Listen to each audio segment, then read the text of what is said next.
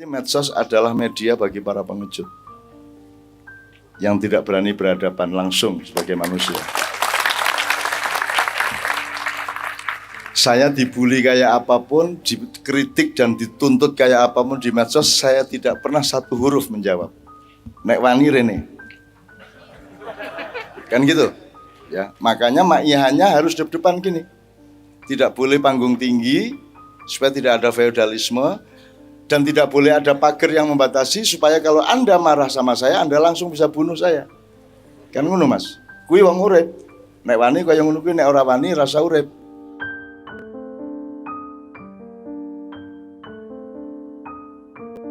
Medsos adalah media bagi para pengecut yang tidak berani berhadapan langsung sebagai manusia. Saya dibully kayak apapun, dikritik dan dituntut kayak apapun di medsos, saya tidak pernah satu huruf menjawab. Nek wani rene. Kan gitu. Ya, makanya makiannya harus depan gini. Tidak boleh panggung tinggi supaya tidak ada feodalisme dan tidak boleh ada pagar yang membatasi supaya kalau Anda marah sama saya, Anda langsung bisa bunuh saya. Kan ngono Mas. Kuwi wong urip. Nek wani kaya ngono kuwi, nek ora wani rasa urip. Nek jan wani aja jomblo terus saya rapi ngono. Sikat. Temui calon mertua apa? Kowe maharmu apa? Puisi, Pak. Kesetiaan. Wow. Ya ning ya ora ana bapak sing gelem nrimo kaya ngono ki ora ana. Saya aja dulu mau ditembak sama calon mertua. Karena tidak jelas lho, Bu, iki anakku artis terkenal kelas 1. Ayune kaya ngono krabi karo seniman ra cetha. Mampus aku wis. Sampai akhirnya ketika saya nikah bener, Sabrang itu di Kanada punya teman-teman yang ngerasani Novia. Novia iku goblok tenan yo. Gelem-geleme karo wong tuwa. Ra duwe penggawean cetha, ra duwe prestasi, dudu apa-apa. Dan Sabrang meneng wae, ra ngerti nek Sabrang anakku.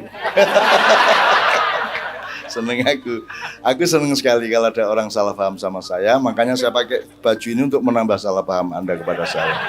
Semakin saya disalahpahami, semakin Anda tidak bisa menembak saya. Betul enggak? Kalau saya jelas bagi Anda tinggal dare. Tapi kalau dipikirnya saya adalah ini, Anda mesti mulai jebul saya yang sana, bukan yang ini kan gitu. Makanya saya berubah-ubah terus Pak gitu.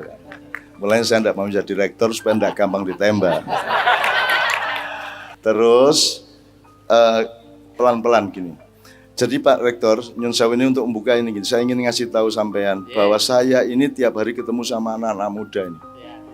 Anda umurnya katakanlah 18, 19, 20, 20, 22, 23 pol. Ya sing kebangetan selawe 26 saya. Ning rata-rata segitu ya Mbak ya? 18 sampai 22. Oke 25 enggak apa-apa yang abadi-abadi itu. Nah saya ini di mana-mana Pak, tidak hanya di kampus. Kemarin kita di Balikpapan acara untuk urusan OTT dan lain sebagainya di pelabuhan yang ribut itu, ternyata yang datang juga anak-anak muda mayoritas. Alhamdulillah. Jadi saya ini sedang merasa dan meyakini bahwa Tuhan ini memang sedang menciptakan kaum muda yang akan menyelamatkan Indonesia. Amin. Ya satu, artinya Anda jangan terlalu pusing dengan yang sekarang. Ben wae. Itu nanti akan surup-surup sendiri, akan layu-layu sendiri, akan hancur-hancur sendiri, akan jatuh-jatuh sendiri. Tenang aja. Anda bagian fajar hari, yang sekarang ini bagian senja hari. Anda tidak usah terlalu pusing sama senja hari, karena Anda adalah pemuda-pemudi fajar. Hari fajar pagi yang akan menjadi pemimpin di ketika hari itu sudah lahir, masa depan Indonesia akan Anda pegang semua. Tuh. Nah, saya kan harus pakai apa? Sanad kalau dalam bahasa pesantren. Saya kan harus punya alur atau punya referensi yang jelas alurnya, Pak. Ya. Apa ibit loksit apa niki lho, Pak? Nek skripsi ki lho, Pak. Loh, kowe ora usah ngremehke aku. Ini tempat kuliah saya, ini gedung induk dulu. Ya, kowe iki yang bangetan lho kowe. Saya di tingkat 3 sana kuliah saya. Loh iya, saya Fakultas Ekonomi, bapakmu urung kawin karo mbokmu. Tahun 1972 saya kuliah di sana. 72 loh. Itu meh Mojopahit aku suwe banget aku. Jadi saya ini kesini ini romantis. Saya dipelonco ya di sini dulu, kurang ajar. Aku begitu selesai semester 1 ra iso mbayar meneh, ra iso teruske ning wis dibadi dipelonco aku. Digundul, diwas kon disiksa kae, dikuyo-kuyo kae kon gawe kene eblek ngene iki. Wis gak karo zaman dulu dipelonco itu serius, Mas. Kon ngopo, wah wis ora karu-karuan kae. Nek ngelakukan kesalahan dikai dramben kae, aku salah, dereng aku salah. Dan asu tenan bajingan. Zaman semono kuwi. Jadi saya ini nostalgia juga gitu ya Mas ya. Nah, saya ingin bilang sama Pak Rektor, serius ini Pak, saya ini kan gini. Kenapa Pancasila yang pertama itu tidak Gusti Yesus, tidak Sang Hyang Wenang, tidak apalagi Yehova, tidak Allah Subhanahu wa taala, tapi dicari bahasa yang kira-kira bisa dipakai oleh semua, yaitu Tuhan yang Maha Esa. Terserah itu Anda sebut universal atau apapun, yang pokoknya ini yang paling tidak terlalu berakibat primordial. Kalau Anda sebut Allah Subhanahu wa taala menimbulkan konflik. Kalau Anda sebut Yesus akan menimbulkan konflik. Juga kalau kita pakai bahasa-bahasa dari lokal-lokal agama. Tapi kan orang Kristen memahami Tuhan Yang Maha Esa kan dengan referensinya dia. Saya orang Islam memahami Tuhan Yang Maha Esa dengan referensi Islam. Lah aku orang Islam ya. Kan begitu. Jadi yang penting Islam yang saya gali itu melalui simbol Tuhan Yang Maha Esa itu bisa bermanfaat untuk seluruh bangsa Indonesia, kan begitu. Itu kehusukan. Jadi art itu tertinggi. Jadi ada benar, baik, indah. Dan agama itu sebenarnya puncaknya adalah keindahan. Nah, khusyuk itu indah apa baik apa benar, Mas? Indah. Nah, jadi kalau ngomong art inspiration, kita harus belajar. Ternyata Anda mahasiswa Visipol punya concern dan sadar dan bahkan secara naluriah sudah memanjat naik menuju art. Dan ini Indonesia kan tidak ada artnya blas lagi, ya toh. Jadi orang senine mengiseng toh. Nah, art kan seni toh, seni lah kencing toh. Ah, iki kencingnya kurang ngising-ngising oke. Maka disebut demokrasi oleh acara malam hari ini. Ini judulnya demokrasi. Jadi beliau mengeluh bagaimana kita belajar supaya tidak seperti politisi yang sekarang yang demokrasi kerjaannya, yang berbuat gila sehingga memecah belah rakyatnya, kan gitu di proposal Anda itu. Nah berarti Anda sudah tahu bahwa art ini soal kekhusukan, ini soal kesungguhan. Tapi nek cinta iki ya iki soal cinta, itu soal bener salah, itu soal apa ini soal cinta. Oke, satu. Inspiration, Mas. Anda jadikan art dengan inspiration jadi satu, art inspiration. Inspiration to what? What do you mean by inspiration? Inspiration itu kan sesuatu yang datang ke Anda. Betul enggak? Apakah itu sesuatu yang lahir dalam diri atau sesuatu yang datang ke Anda? Kalau Anda dapat ilham itu Anda yang bikin ilham atau Anda dikasih ilham? Siapa yang ngasih? Nah, kalau sudah dijawab yang ngasih Tuhan, gak ono mata kuliah. Di mana Anda belajar tentang ilham? Di fakultas apa? Maka mau tidak mau saya pakai ketuhanan Yang Maha Esa, di mana saya menggali Islam dari situ.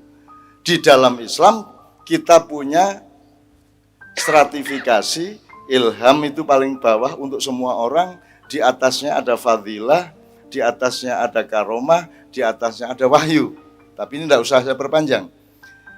Nah, kalau Nabi haknya adalah mendapat wahyu. Kalau para aulia haknya mendapat karomah. Kemudian orang-orang awam tapi punya ketekunan yang khusus, dia akan mendapatkan fadilah. Dan untuk semua orang akan mendapatkan ilham atau inspirasi. Tetapi ini juga tidak benar-benar amat.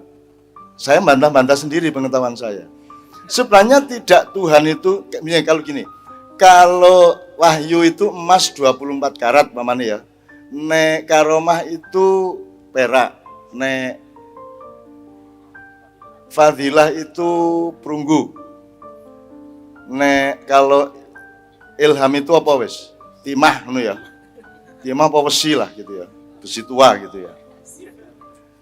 Enggak gitu sebenarnya. Ketika saya mempelajari enggak gitu. Tuhan itu ngasihnya random aja dikasih. Tapi tergantung softwaremu. Bagaimana kamu mau online handphonemu Nokia pisang? Betul enggak? Jadi ternyata bukan Tuhan ngasih perbedaan inspirasi kepada manusia. Yang terjadi adalah Anda harus meningkatkan softwaremu, receivermu, daya tangkap, daya serap di dalam pikiran dan hatimu supaya kamu mendapatkan lebih banyak meskipun tidak akan sampai ke tingkat wahyu. Kalau wahyu itu betul-betul default gitu ya. Tapi kalau karomah ke bawah itu sebenarnya tergantung Anda. Jadi setiap orang bisa mendapatkannya tergantung Anda kreatif apa enggak. Anda mengasah diri Anda apa enggak. Itu soal art inspiration. Apa itu? Art inspiration. Gabungan yang sangat bagus dan saya sangat senang. Berarti Anda membuka pintu kasyaf, Anda membuka pintu-pintu yang sebenarnya secara akademis orang tidak ke sana sama sekali. Ya Pak Rektor ya, oke. Untuk itu gini, sekarang kita buka dengan Kiai Kanjeng.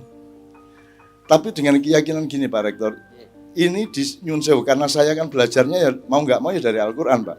Ya salah aku nggak lulus. Saya nggak lulus di sini. Tapi jangan lupa saya ini tetap disayang juga sama Pak Rektor, sama Bapak dulu, sama teman-teman saya, adik-adik kelas saya.